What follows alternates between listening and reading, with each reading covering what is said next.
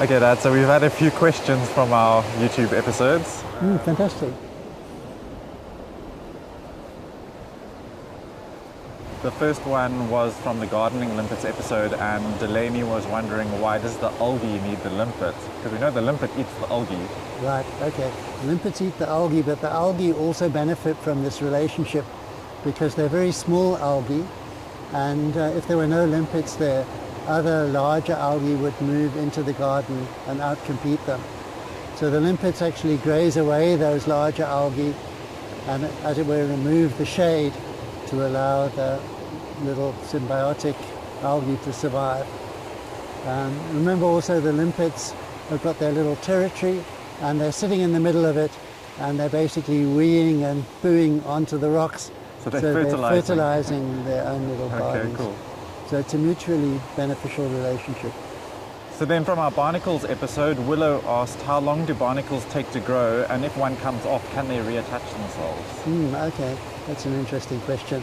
Actually, barnacles are, some of them anyway, extremely fast growing. So some species of barnacle settle and grow to sexual maturity in about 6 weeks. Wow. But that's exceptional. The larger species take a year or two. They live for a year or two. But just if they come off, there's no way that they can reattach again. But they would be very difficult to get off, though, I imagine. They're hard to knock off, but when they're knocked off, that's it. They'll wash up on the shore, and they can't reattach. We had a question on the mussels episode. What happens when the mussels are covered by sand? You know, when there's a strong storm, can they survive that? That actually happens very often, particularly with the black mussel, which tends to live in sedimentary areas. And essentially the answer is that mussels can live for up to about 30 days. They can close up their shell, they can live out of water even, or they can live under the sand for as long as a month. So if they get covered by sand, and then the sand inundation lasts for a few days or a couple of weeks, then when the sand gets washed away again, they just open up again and carry on. But so if it lasts for long, hibernation thing. then they can't feed, and they really, they can maybe filter and get a little bit of oxygen. They can gape the shells ever so slightly and let in a bit of water, but not the sand. But if they're buried for a long time, they're going to die. So then also on the mussels episode, if a mussel comes off the rock, can they reattach? I mean, we saw those babies come off quite readily. Right, yes. Yes, certainly they can reattach, but they progressively lose that ability as they get older. So small mussels do actually voluntarily let go and walk around and find a better spot and a new place to live and reattach themselves there. So they redistribute themselves. But as they get larger, it gets more and more difficult for them to do that. They just get slower for them and they need more threads to reattach. So most big mussels that get washed off, they're food for sea anemones, or they get washed up on the shore and eaten by seagulls. So they don't go to waste, but they don't reattach. Sound a bit like people in that way. As they get older, they get harder to move around. Yeah, that's right. Yeah. In our tides episode, we talk about how spring tides at new moon and at full moon, but what does the phases of the moon actually have to do with the tides? The phase of the moon really has nothing to do with the tides itself. The phase of the moon is kind of another result of the relative position of the sun and the moon. So when the sun and the moon are in line with one another, then it's either full moon, in other words, the sun is shining on the full face of the moon that we can see, or it's new moon and the sun and the moon are on the same side of the earth. So it's about the alignment of the sun, the earth and the moon, and not the phase of the moon itself. But the phase of the moon is kind of a byproduct of its position relative to the sun. In our Feather Stars episode, we mentioned sea-lillies. Some people wanted to know more about them. What can you tell us?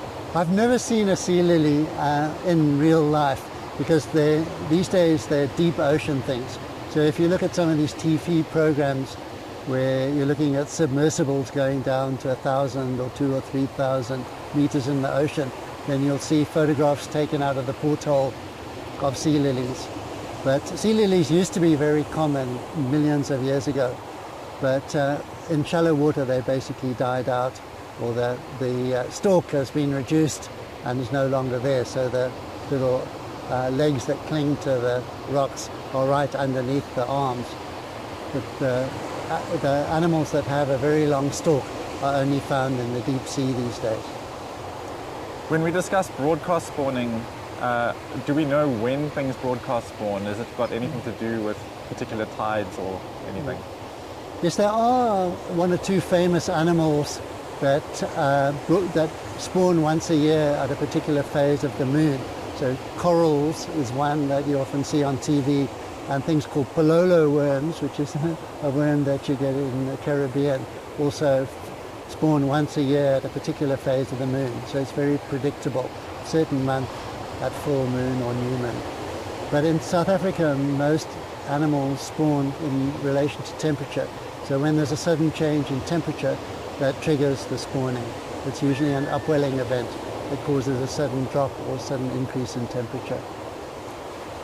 And how far can those spawnings travel? Well, the larvae of most animals last from a couple of weeks to a month. And in that period of time, they can travel a very long distance. So this hasn't often been accurately documented. But when the Mediterranean mussel was introduced to South Africa, that gave us an opportunity to track how quickly the animals moved. And we were able to show there that the larvae traveled 100 to 200 kilometers per spawning. So the population moved 100 to 200 kilometers in each generation. I guess that has a lot to do with currents as well and how strong they are at the time. So the currents are going to be what moves these larvae. They're not really moving on their own. They're being passively carried along by the currents.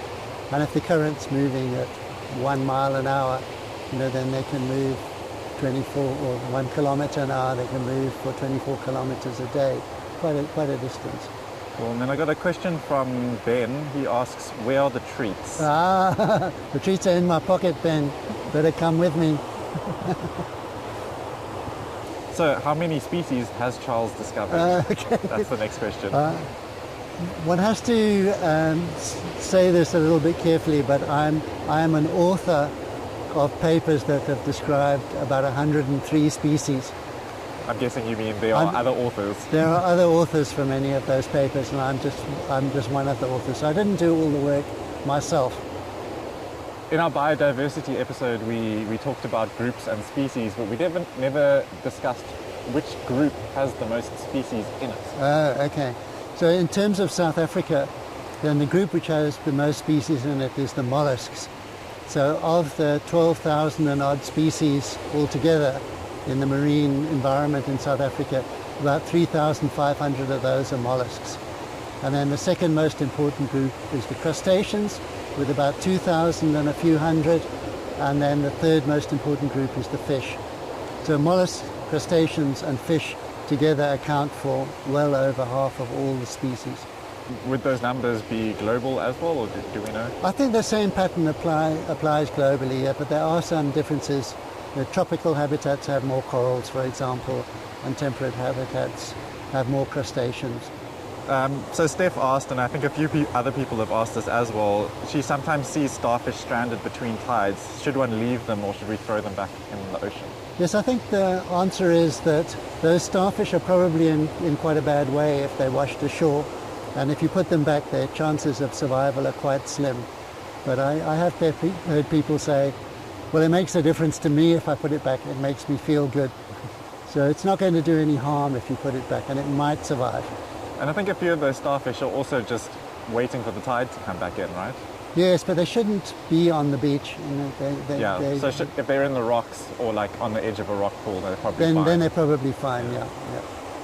Charles has a question for Charles, which is how rapidly is the number of species changing, and do we know what we still have left to find? Yes.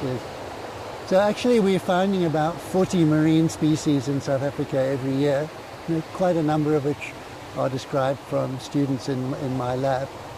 But it's quite difficult to say how accurate the known number is. So we know 12,900 and something species, and people often ask me, well, how close is that to the real number? And we have tried to do some estimates of that. And our estimate is that that represents about 2/3 of the real number. So there's probably about 5,000 or so like macroscopic visible species that we still need to describe. So we've still got plenty of work to do.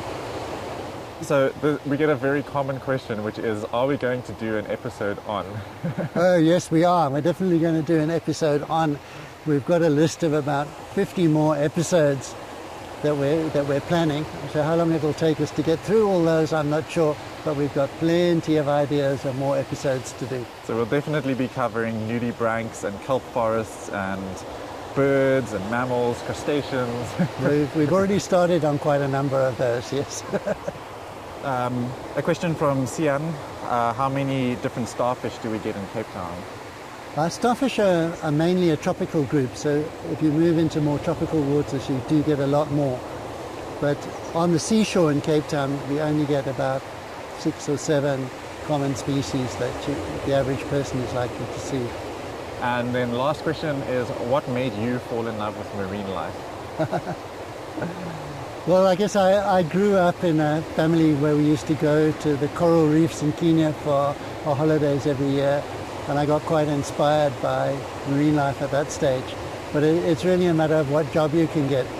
So I didn't train specifically in marine biology, but the job that I got offered was as a marine biologist. So I've fallen in love with it once I was exposed to it, I guess. We hope you enjoyed that Q&A with Charles, and we'll probably do another one after the next chunk of episodes. So if you have a question about an episode that comes out, then leave it in the comments and we'll see if Charles has an answer for you. Thanks for watching, and just a reminder that we're really hoping that Explore the Shore will help more people to understand and enjoy this amazing life that we have on our coastlines. So if you know of anybody, a marine lover, a nature lover, an educator, then please share it with them. We only really protect what we love, and so we hope you love exploring with us.